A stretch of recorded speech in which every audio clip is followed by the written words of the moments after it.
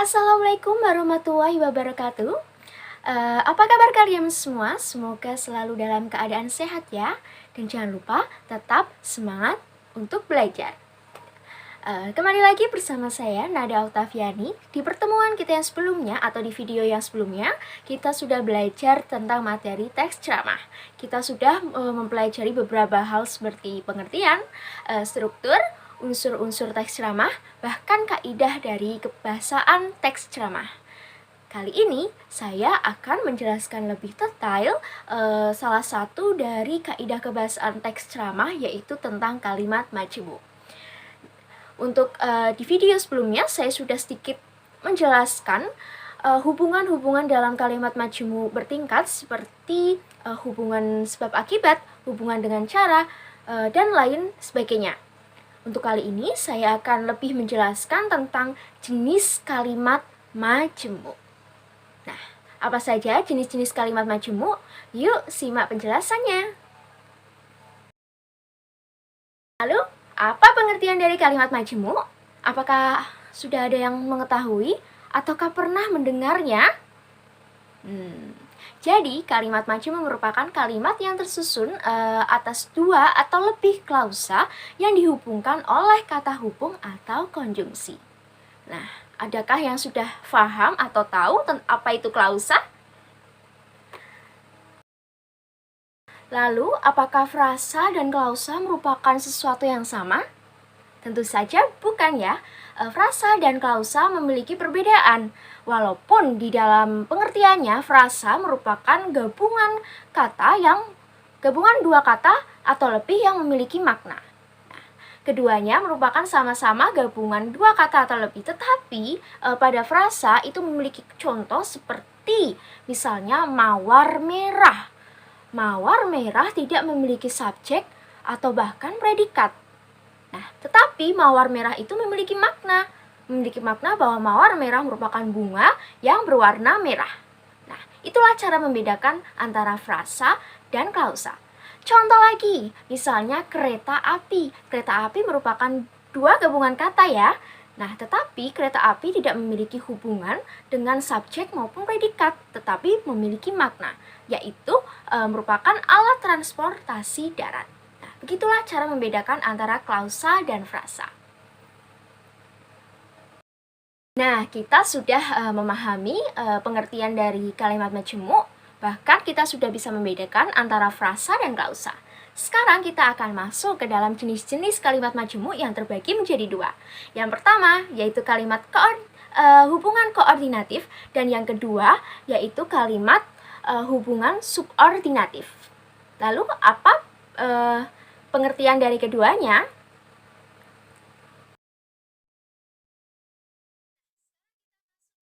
Nah, sekarang kita masuk ke jenis kalimat yang pertama, yaitu kalimat majemuk hubungan koordinasi.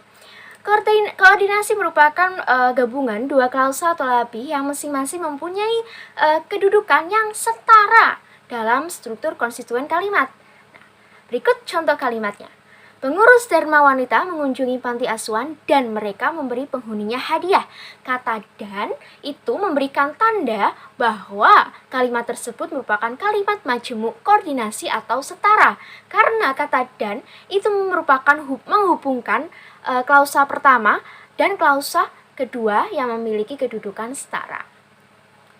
Lalu yang kedua, adapun ciri-ciri dari hubungan koordinasi.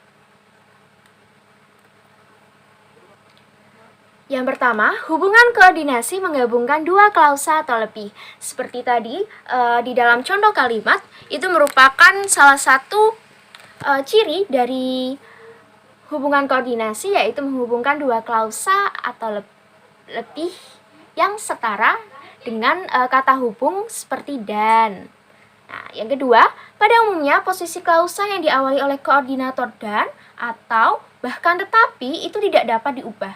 Maksudnya tidak dapat diubah adalah tidak dapat dibalik atau diubah dari yang kalimat yang akhir menjadi kalimat awal atau kalimat awal menjadi akhir. Contohnya seperti saudara harus meminjam uang dari bank atau menjual rumah saudara, atau merupakan salah satu konjungsi setara. Nah, apabila konjungsi setara tersebut saya balik menjadi kalimat atau klausa pertama, misalnya atau menjual rumah saudara, saudara harus meminjam uang dari bank. Nah, tentunya kalimat tersebut tidak akan saling berhubungan dan akan menimbulkan makna yang ambigu. Yang ketiga, urutan klausa yang tetap dalam hubungan koordinasi yang telah dibicarakan di atas berhubungan erat dengan pronominalisasi. Pronomina ini merupakan kata ganti. Contohnya, dia suka lagu keroncong, tetapi Hasan tidak mau membeli karet itu. Yang merupakan kata ganti orang yaitu ada kata dia dan kata Hasan yang merupakan kata ganti sapaan. Nah, coba kita perhatikan antara klausa pertama dan klausa kedua itu tidak saling berhubungan. Nah, di dalam ciri-ciri hubungan koordinasi ini kita bisa menghubungkan antara dua klausa yang memiliki makna yang berbeda tetapi tetap setara. Nah, seperti kata dia suka lagu keroncong tetapi Hasan tidak mau membeli karet itu. Nah, sampai sini itulah ciri ketiga. Yang keempat, sebuah koordinator dapat didahului oleh koordinator lain untuk memperjelas hubungan antara kedua klausa. Misalnya, sedang mempertimbangkan usul salah seorang peserta dan kemudian menerimanya dengan suara bulat dan merupakan konjungsi dari kalimat majemuk setara. Nah, kemudian ini bisa kita gunakan untuk memperjelas dari kata konjungsi dan. Selanjutnya, kita perhatikan pada gambar. Ada contoh kalimat seperti pengurus Dharma Wanita mengunjungi panti asuhan dan mereka memberi penghuninya hadiah. Nah, kita lihat yang mana klausa utamanya, yaitu ada pengurus Dharma Wanita sebagai subjek, mengunjungi sebagai predikat dan objeknya yaitu panti asuhan. Lalu dihubungkan oleh konjungtor yaitu kata dan. Nah, karena merupakan hubungan koordinasi, maka klausa ini merupakan sama-sama klausa utama karena keduanya merupakan kalimat majemuk setara atau saling memiliki kedudukan yang sama. Nah, klausa utama yang kedua yaitu mereka memberi penghuninya hadiah. Mereka merupakan subjek, memberi merupakan predikat dan penghuninya yaitu merupakan objek dan hadiah merupakan pelengkap. Nah, dari beberapa contoh hubungan koordinasi itu, adapun konjungsi atau konjungtor yang digunakan dalam hubungan koordinasi seperti kata dan. Nah, selain itu ada pula kata tetapi, atau, lalu, kemudian, lagi pula, hanya, padahal, sedangkan, bukannya, melainkan, dan masih banyak lagi. Itulah merupakan hubungan koordinasi kalimat majemuk. Nah, jenis kalimat yang kedua yaitu hubungan subordinasi.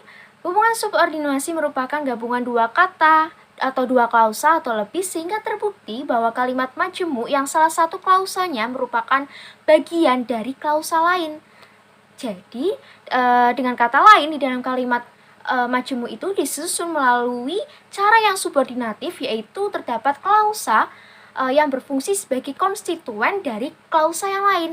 Kita perhatikan pada gambar agar kita bisa jauh lebih memahami, yaitu di dalam suatu kalimat biasanya ada dua klausa, tetapi di dalam hubungan subordinasi ini pada klausa utama itu memiliki klausa lain, yaitu klausa kedua yang merupakan konstituen atau bagian penting dari klausa utama.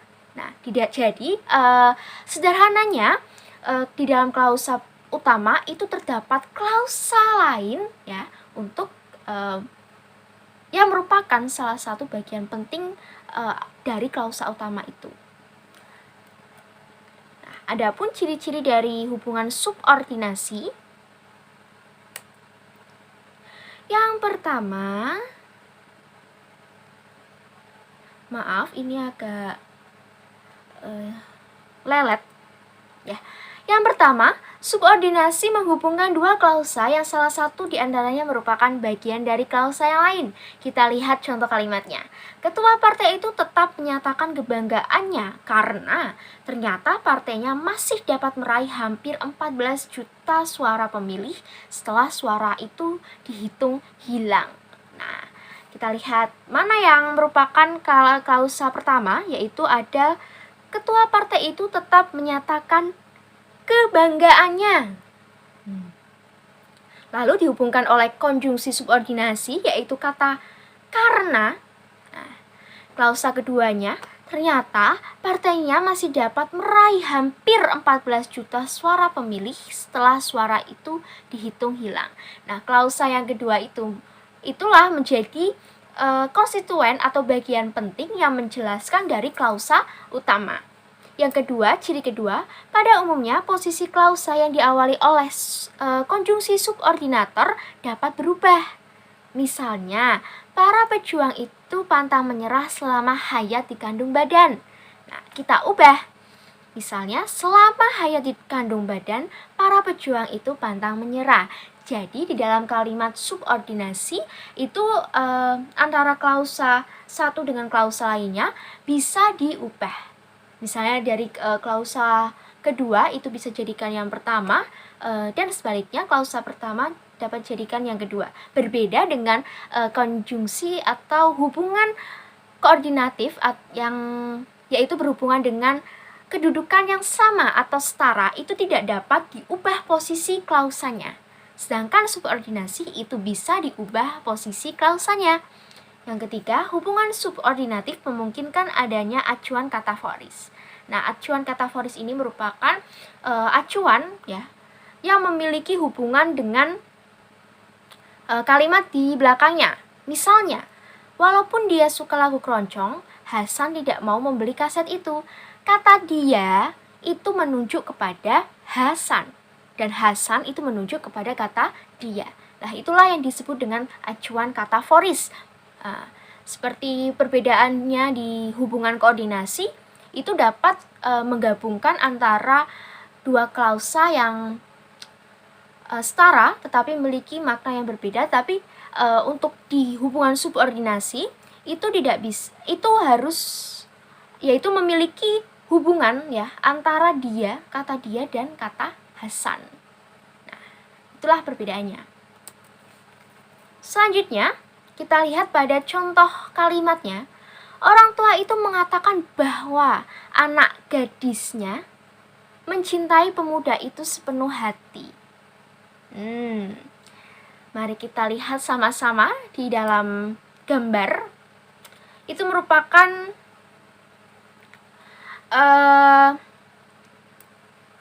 menunjukkan dari mana yang klausa utama dan mana yang klausa subordinasi.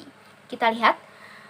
Nah, klausa utamanya orang tua itu mengatakan, orang tua itu yang sebagai subjek dan mengatakan merupakan predikat.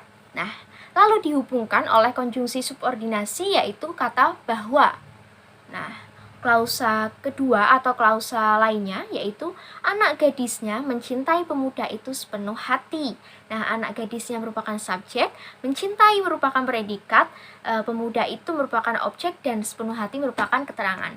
Nah, klausa yang kedua atau klausa lainnya itu merupakan bagian penting dari klausa utama, yaitu menjelaskan dari atau melengkapi dari klausa utama. Itulah contoh hubungan subordinasi.